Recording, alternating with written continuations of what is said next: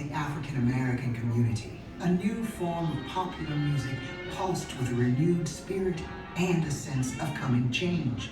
Called rhythm and blues, elements from this jazz blues gospel fusion style carried over into the sounds of subsequent generations in their production of R&B.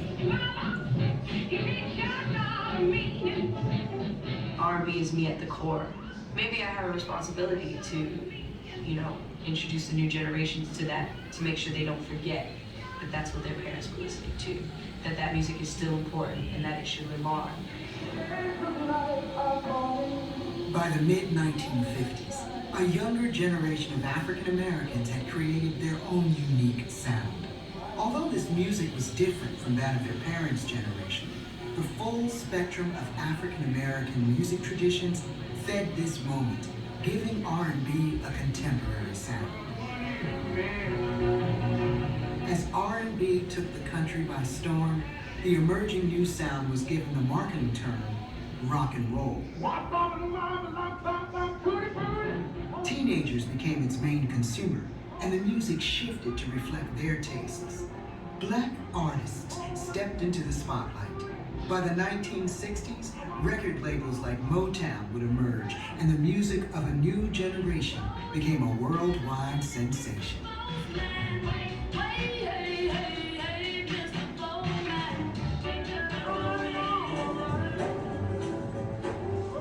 As part of this musical sea change, Ray Charles's gospel-based songs inspired further innovation by James Brown, Aretha Franklin, Otis Redding, and other artists of the 1960s.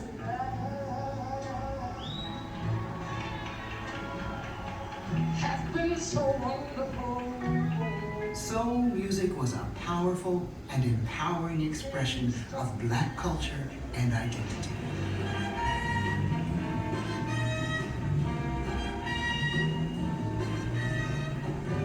Aretha Franklin, the emotion that she had was about her tone and how she could hit that one note and you feel it. That showed me that tone is more impressive than, technique or being able to hit the highest note. It's not about perfection, it's about passion.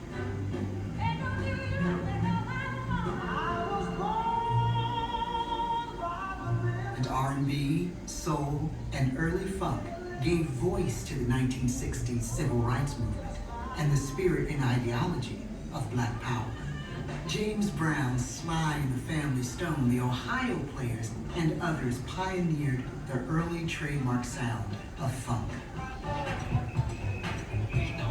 George Clinton's Parliament Funkadelic helped define a new funk style, driven by new technologies and concepts of Afrofuturism.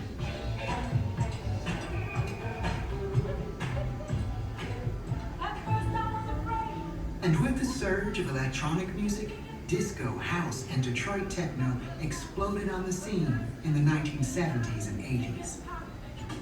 At the same time, new R&B styles added diversity to the soundscape.